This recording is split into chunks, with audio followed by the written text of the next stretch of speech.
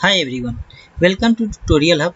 My name is Tej Pratap. You are watching MS Excel Series 2019. Excel की series में ना अभी हमने सॉर्टिंग देखा था, रो वाइज सॉर्टिंग और कॉलम वाइज। इसके पहले वाले वीडियो में ना हमने रो वाइज सॉर्टिंग और कॉलम वाइज सॉर्टिंग बता रखा है। अब हम आते हैं कस्टम सॉर्ट। कस्टम सॉर्ट क्या होता है? कस्टम मीन से होता है कि नहीं, आपकी अपनी एक लिस्ट हो कि हमने पहले ए रखना है, फिर ए रखना है, फिर एक रखना है। जैसे ना सिस्टम में दो टाइप की लिस्ट है, इसमें आते हैं ना कस्टम में हम बताते हैं। इस शॉर्ट में जाते हैं कस्टम लिस्ट। ये कस्टम लिस्ट है ना जो प्री डिफाइन है, जैसे मंडे के बाद ट्यूसडे आएगा, वेडनेसडे आएगा, थर्सडे आएगा, फ्राइडे आएगा। ये कस्टम लिस्ट ये प्री डिफाइन ना एक्सेल ने बना के रखा है। आप ये चाहते हैं कि नहीं कुछ ऐसा लिस्ट हम बनाएं जो हमारे अपने हिसाब से हो और उस हिसाब से डेटा सॉर्टिंग। एग्जाम्पल के तौर पे सपोज दैट ना हमें चाहते हैं कि पहले फेब आए, उसमें तो जैन के बाद फेब, फेब के बाद मार्च, मार्च के बाद अप्रैल। आप जिस हिसाब से चाहते हैं कि पहले हमारा ए वाला डेटा आए, फिर ए आए, पहले राम आए, फिर मोहन आए, फिर सोहन आए, फिर गीता आए, फिर रीता आए।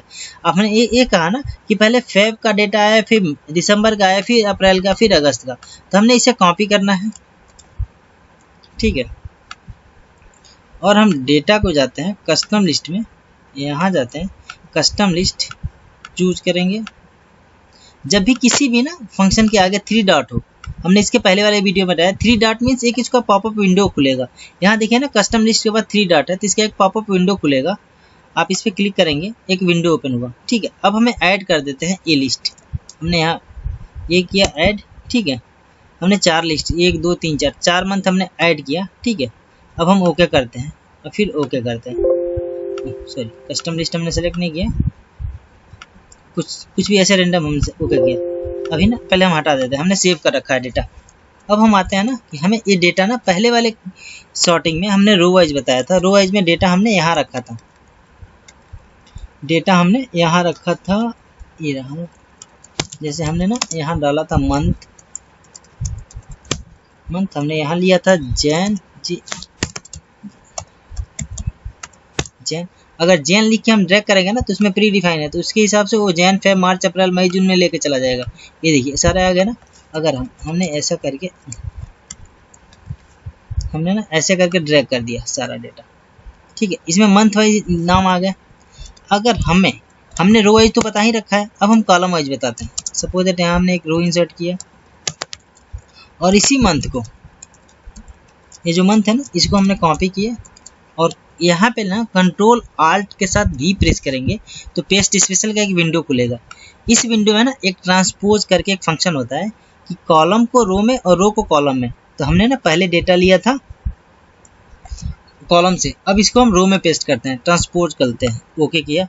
अब ये देखिए ना यहाँ आ गया जैन, फेब, मार्च, अप्रैल, मई, जून, जुलाई, अगस्त, सितंबर, अक्टूबर, नवंबर, जो भी है, जो इनके नाम थे ये आ गए। अब हमने यहाँ डिलीट कर देते हैं, इतने सारे हैं, हमें ये चाहिए। अब हमने जो कस्टम लिस्ट बनाया था तो हमने एक कस्टम लिस्ट में इस टाइप के बनाया था कि पहले ना फेब का डेटा है, फिर दिसंबर का, फिर अप्रैल का, फिर अगस्त का, ठीक है। इस टाइप से डेटा है। तो हम सबसे पहले इस डेटा को सेलेक्ट करेंगे, यहाँ जाएंगे कस्टम सॉर्ट में और डेटा हम सॉर्टिंग किससे कर रहे हैं? कॉलम वाइज, ना कि रो वाइज। तो हमने ए वाला ऑप्शन सेलेक्ट करना है, sort left to right, okay पे हमने क्लिक किया। फिर यहाँ गए रो 1 हमने सेलेक्ट किया कि पहले वाले रो से हमें सॉर्ट करो डेटा।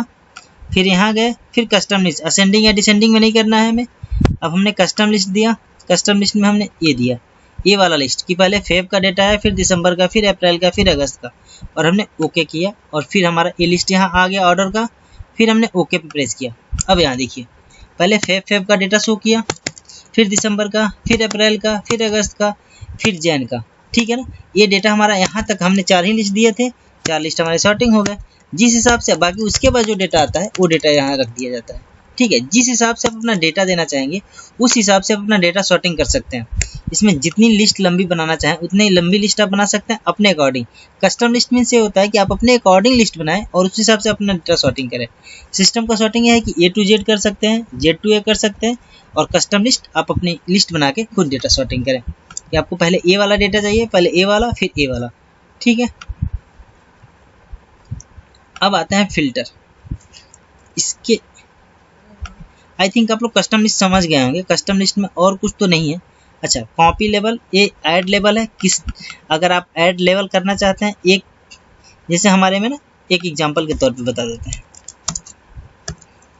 इसमें ना हमारे में कितने हैं 70 प्रोडक्ट, तो हम ना ऐड लेवल में जाके कस्टम लिस्ट में ऐड लेवल ऐसे करके ना 17 ऐसे करके प्रोडक्ट ऐड कर सकते हैं। 17 से ज़्यादा होगा ही नहीं क्योंकि उसके बाद तो ब्लैंक है, वो सॉर्ट करेगा नहीं। अच्छा ऐसे तो क्लिक करेंगे कितना भी ऐड हो जाएगा, लेकिन 17 का ही यहाँ शो करेगा, उसके बाद डाटा सॉर्ट नहीं होगा। तो 17 तक ऐड करके उसके हिसाब से कि पहले ए वाला डेटा सॉर्ट हो, पहले हमारा मेन प्रायोरिटी इस पे सॉर्ट हो, फिर सेकंड ए हो, थर्ड ए हो, फोर्थ ए हो, 5 ए हो, ऐसे करके 17 तक दे सकते हैं।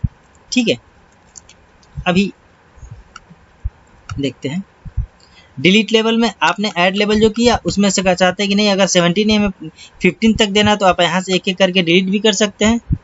कॉपी लेवल मतलब एक ही लेवल को 2 बार, सपोज दैट ना हमने यहाँ से रो 1 सेलेक्ट किया और इसको कॉपी किया तो एक ही लेवल 2 बार यहाँ सेलेक्टेड आ गया।